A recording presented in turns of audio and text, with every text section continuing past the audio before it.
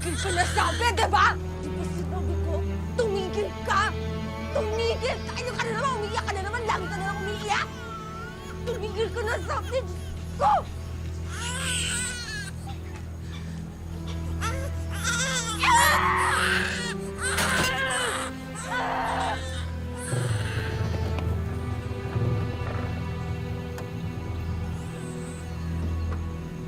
Mary?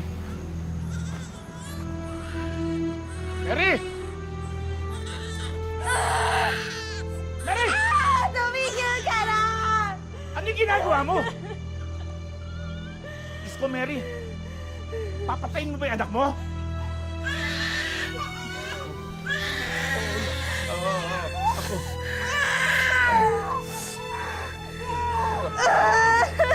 Hindi ka pababayaan ng lolo. Tana.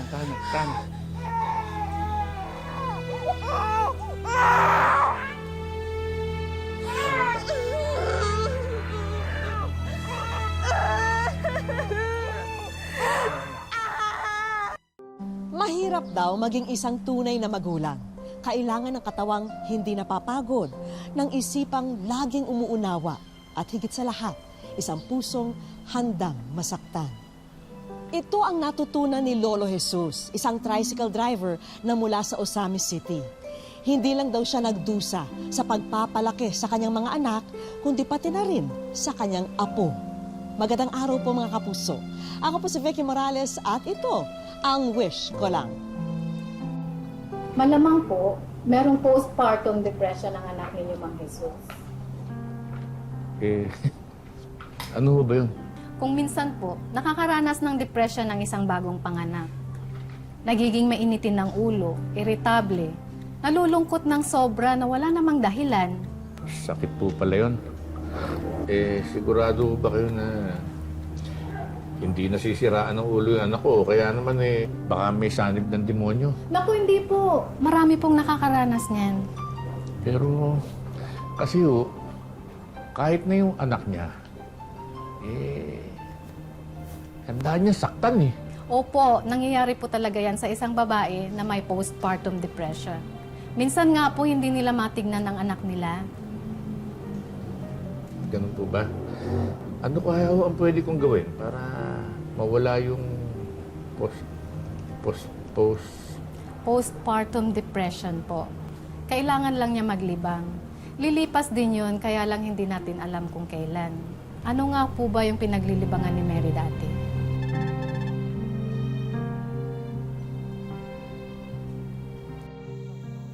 Saan kayo, miss? Gandang umaga ho, Manong. Gandang umaga. Doon ho kayo sumakay sa nasa unahan. Nakapila ho kami. Sa inyo ko gusto sumakay. Naku, hindi ho pwede. Magagalit ho sila. Yung mga nasa unahan. Oo nga ho. Kaya mo may pili. Doon na kayo sumakay sa bandang unahan. Di bali na lang ho, maghintay na lang ho ako.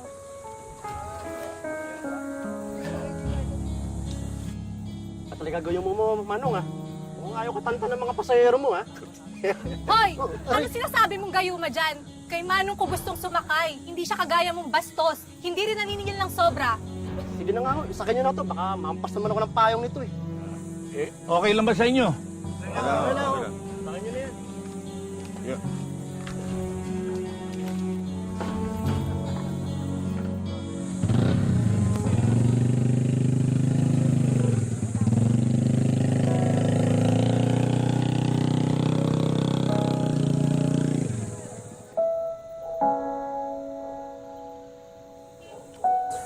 Magkano po to, ate? Mura lang po yan, sir. May kasama po bang charger to? Wala po, sir. Madali lang naman bumili ng charger, eh. Okay lang ba ito?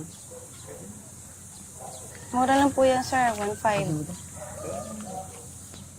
Ay, sir. Gusto niyo rin po? Patingin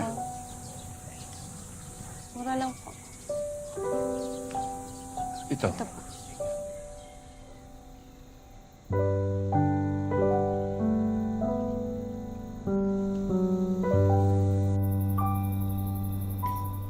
Kamusta naman ang araw mo, anak?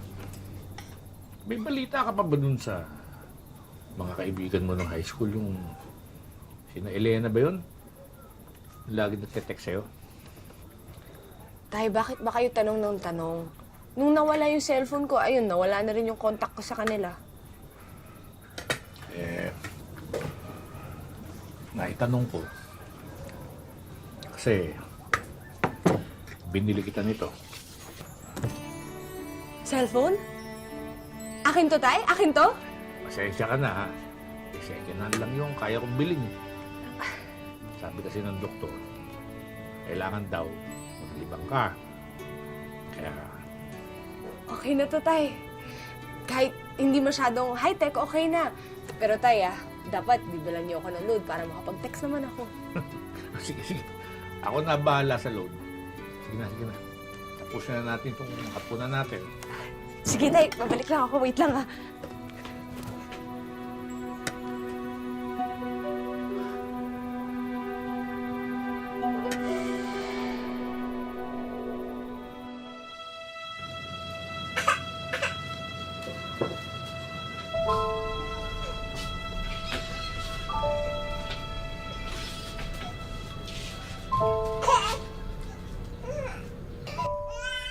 Ano ka ba naman, Mary?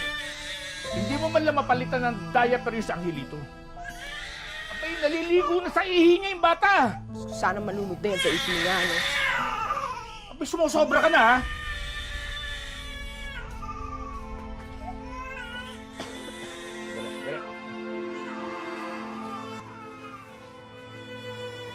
Yan. Ba't nandiyan yung bag mo? Aalis na ako, Tay.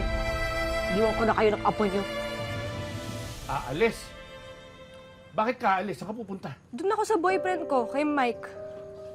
Boyfriend? Paano ka nagka-boyfriend?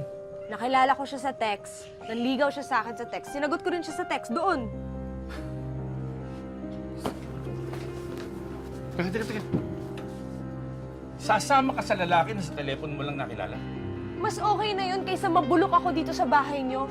Paano yung anak mo? Ay, hindi pa ba halata? Ayoko dyan sa batang yan. Hindi ko ginusto yan. Hindi rin naman niya ginustong isilang mo siya. Ikaw ang may gawa nun. Kaya hindi siya ang dapat magdusa dahil diyan sa maling desisyon mo. Tay, wala na akong oras para makipagtalo sa inyo. Magsama kayo ng apo niyo. Teka. Uy, bumalik ka nga rito! Mary! Mary! Mary, ano ba? Mary! Bahala na kayo dyan sa apo niyo.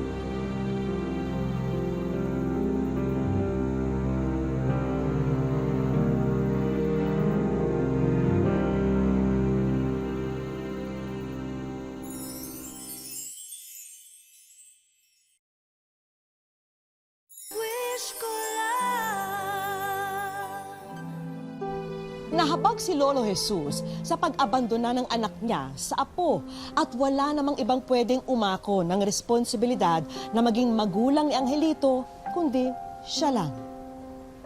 Dali lang.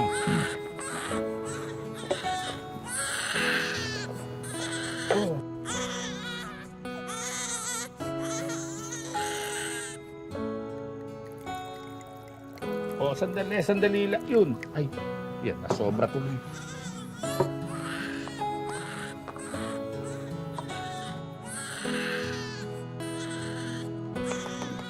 Okay na, okay.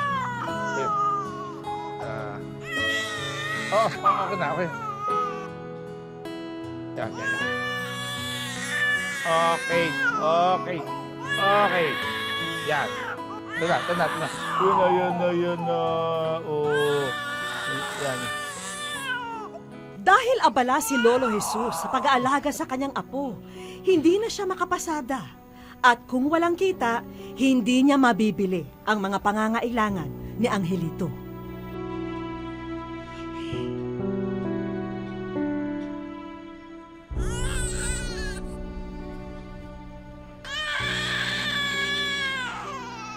Uy. Pasensya ka na, anak, ha? Pero hindi ko talaga kayang alagaan yung pamangkin mo, eh. Saka hindi rin ako makabiyahe dahil sa kanya, kaya hindi ko rin mabibili yung mga pangangailangan niya. Wala naman pong problema doon, Tay. Pamangkin ko naman po itong si Angelito. Kaya lang, Tay, alam niyo naman po magsasaka lang ako. Wala po akong may bibigay na magandang buhay sa kanya. Papadala naman ako ng pambili ng gatas at saka diaper niya. Para hindi mo nalalahanin yung gastusin. Hindi lang yun, Tay. Nag-aaral na rin po yung mga anak namin ni Rosa. At isa pa, parehas po kami nag-aanak buhay. Kaya wala rin pong magbabantay para alagaan tong si Angelito. Siguro naman mas magiging maayos yung buhay niya dito kaysa sa akin. Hindi ko naman siya pwedeng isama doon sa pagpasada ko. Sige po, ako na lang pong bahala sa kanya. Apo, pasensya ka na ha. Hindi kita talaga kayang alagaan eh. Sinubukan ko. Ginawa ko na lahat pero parin mo ko ato ha. Dito ka muna. Sige na. Huwag na niya. Papasada pa ako ha. Sige, Tay. Ingat po kayo. Tama na po. Tama na.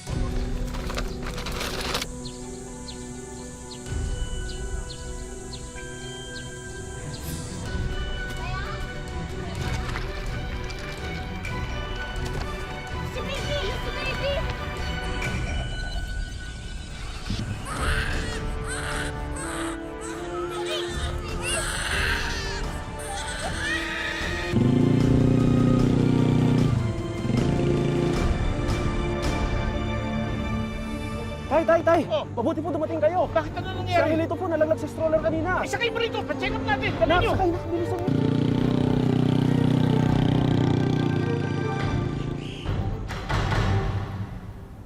Mang Jesus, Opo, Dok. nabalian ng buto sa braso si Angelito. Nabalian. Diyos ko. Pero bukod po doon, wala naman po siya ibang injury.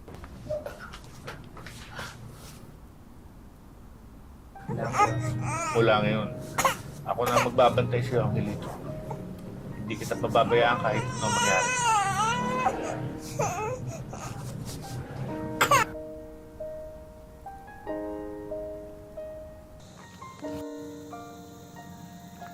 Kasama ka sa biyahe ni Lolo, ha? Teka na! Teka na po, dito ka. Natin. Ups! Yan. Yan. Yan ang baby. Okay.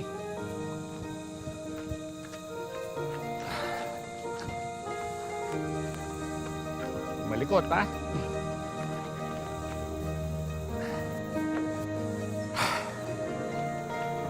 Natin ito kakasin ni Lolo, ha?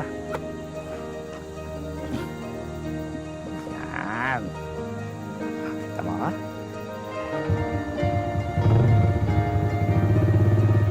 Okay, yan na.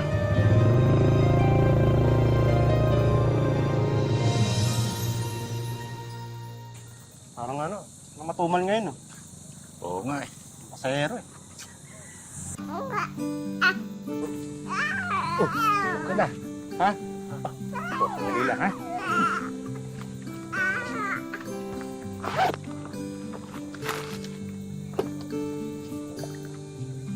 Tumahan na.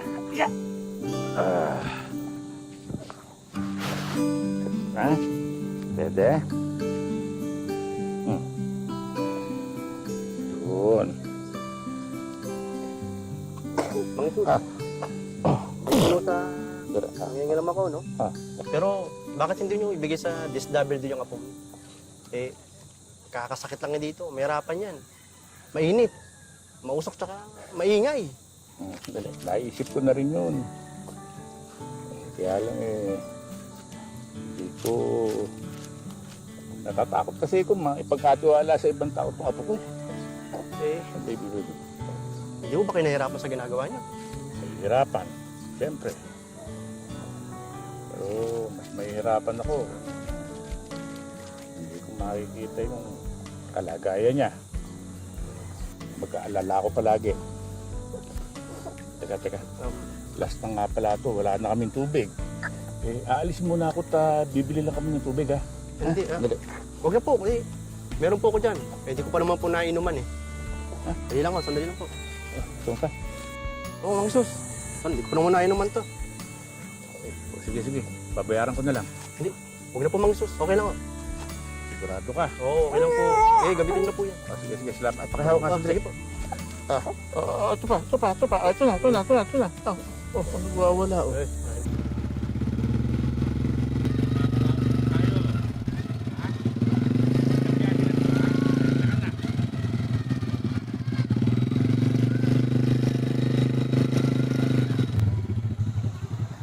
Wala po?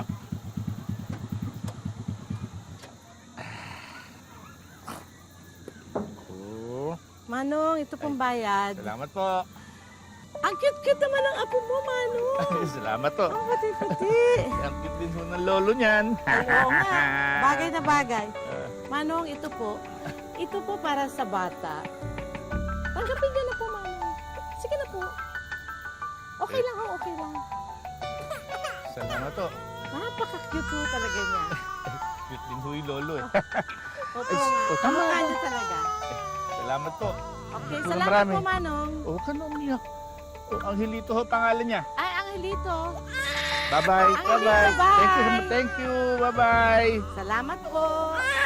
Huwag ka na umiyak. Huwag ka na umiyak. May pambili na tayo ng gatas mo. Ha? Pwede na tayong di bumiyahe. O, teka. Alis na tayo.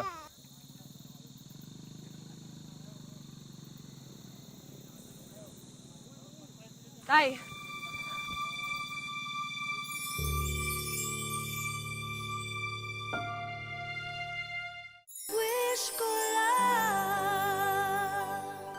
Tay, Anong ginagawa mo dito? kukunin ko na yung anak ko sa inyo, Tay. Hindi ko bibigay up ko sa'yo. Tay, anak ko pa rin siya. Nawalan ka na ng karapatang kay Angelito nung lumayas ka. Tay, pagbigyan niyo naman ako. Gusto ko lang makabawi sa kanya. Nagmakaawa ako sa'yo, huwag mo siyang iwan. Pero pinili mo pa rin yung kalagayahan mo kaysa sa kapakanan ng anak mo. Hindi ka bagay maging magulang. Ikaw ang nagdala sa kanya ng 7 na buwan. Ikaw ang nagluwal sa kanya. Pero hindi sapat yun para tawagin mo ang sarili mong magulang. Ang tunay na magulang, handang isakripisyo ang kanyang sarili para sa kanyang anak. Handang maghirap. Handang ibigay ang lahat ng meron siya para sa kanyang anak. Anak ko pa rin siya. At kukunin ko siya sa ayaw at sa gusto niyo, Tay. Hindi ko siya ibibigay sa'yo. Pre, di ba? Yung anak ni Mang Sus yun. Babae, oo. Tara, tulungan natin. Huwag ka lalapit. Hoy, pare! Yan, sa'yo!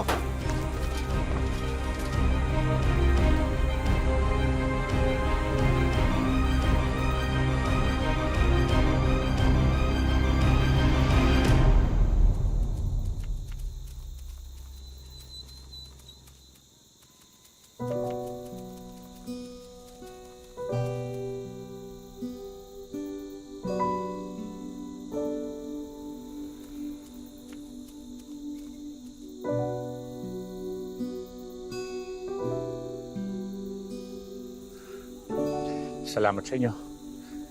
Maraming salamat.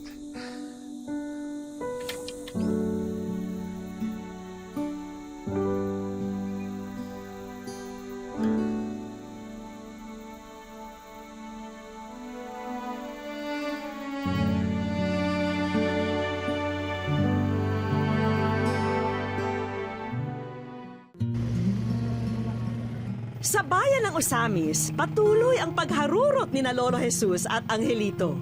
Ang tricycle ng matanda, pangalawang tahanan na ng kanyang apo. Hindi na kasi mabilang ang mga pagkakataon na dito mismo sa tricycle ipinaghele at nahimbing sa pagtulog ang kanyang apo. Bagamat may pangamba ang bawat biyahe, walang ibang maisip na paraan si Lolo Jesus. Sa akin, parang mahirap pero maraming natutuwa kasi nakakita nila yung motor tumatakbo na may duyan. Tulad nito. Yan, may laman ng bata. Sabi ko sa kanila, ang Panginoon na lang po ang bahala sa amin. Mahalaga kasi ang bawat pasada ni Lolo Jesus.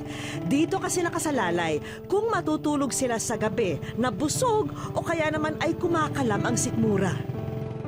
Ang hirap talaga kapag hindi itong wagwag, itong nasakyan ko. Wala akong pambiling gatas. Hindi ako nakapamasada.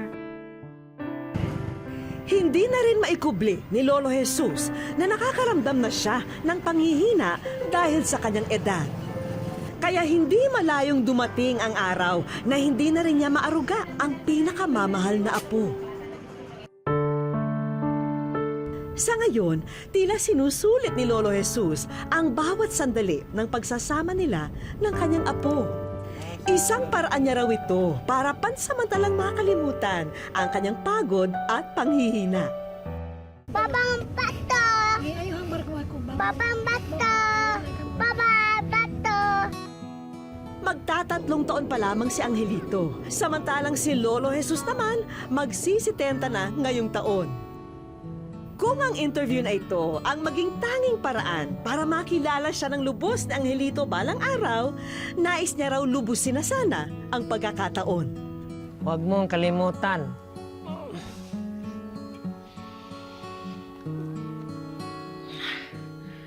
Pinalaki kita dahil mahal kita. I love you, Angelito.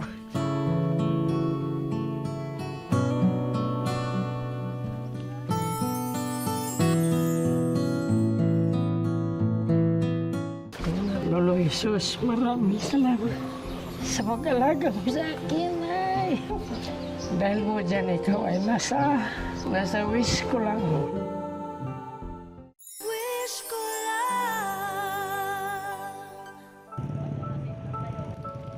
Siya si Laika, ang pasaherong nag-upload ng video ng maglolo sa social media kamakailan lang. Gusto ko lang po kasing matulungan si tatay kahit sa hindi material na bagay. Ngunit gusto ko lang po na, alam ko kasi na may ibang tao na mas makakatulong pa kay tatay. Siya ang aming magiging kakutsaba para naman paligayahin ang maglolo sa araw na ito.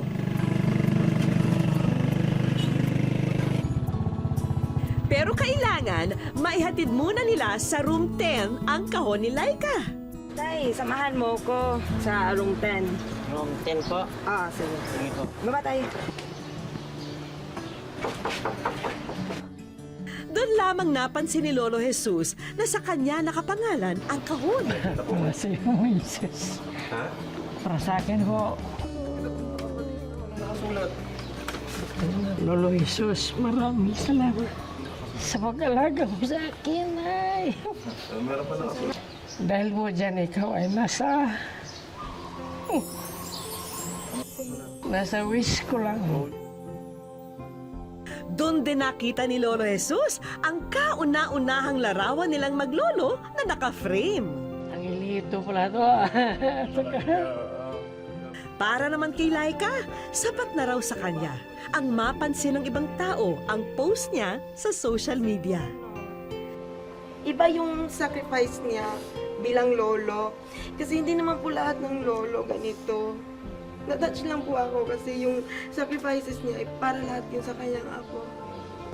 Maraming salamat sa iyo, Karen. Hindi ko na ramdaman kung saan kayo nakasakay sa akin at bumawa. Ayun lang po yung masasabi ko. Bait din. Simula pa lamang ito, Lolo Jesus. Kanina pa kasi naghihintay sa inyo ang mga kaibigan natin mula sa munisipyo ng Osamis para sa sangkatutak na regalo. On behalf sa local government unit of Osamis City, may certificate ko na ibibigay sa to certify na si Angelito ay pwede nang mag-enroll sa Child Development Center. Salamat po. Maraming salamat po. Malaga po ito para sa apo ko. Ang tulong na to. Kaya maraming salamat. Dito, mababantayan na si Angelito, matututo pa siya. Ang certificate na ito ay nagpapatunay na ikaw ay karapat-dapat bigyan ng tulong para maayos ang iyong tahanan, para may matuluyan kayo at ng iyong apo na maayos. So, ito po, nagpapatunay. Ito po, laking tulong ito sa akin. Kasi po, malapit na tumataon ang bahay ko. So, yun. Kaya maraming salamat din sa iyo. At lalo na sa, sa local government natin. Tatay Susing, ito ang certificate. Ibigay sa inyong livelihood assistant. Malaking tulong na ito, tatay. Salamat po. Pati puhunan sa bagong negosyong nais niyong pag-aabalahan. Ba, nakakalain niya, may nasa likuran ko palang tumutulong sa akin. Pati ang pensyon niyo bilang senior citizen, inaasikaso na rin ng mga oras na yon.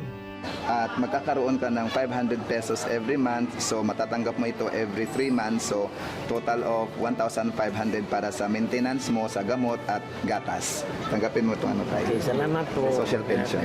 Kaya ito lang masabi ko, napakaraming salamat sa lahat po. Yan po ang masabi ko. Hindi rin namin nakakalimutan ang mga pangunahing pangangailangan niyong maglolo tulad ng pagkain, gatas, vitamins at mga damit. Tinan mo yung kutsi mo. Napakaraming salamat po. Yung tulad na yun. Nakita ko naman ang tulong. Ang dami naman itong pagkain. Nangako ko sa mga tao na mamahalin ko si Angelito sa pambuhay. Hanggang makakayog pa ngayon. Maswerte raw si Angelito at may lolo siyang hindi siya pababayaan.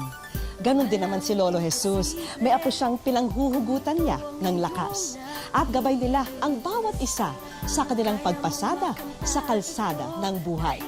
Ako po muli si Vicky Morales, nagpapasalamat sa inyong patuloy na pagsubaybay. Dito po sa Wish Ko Lang.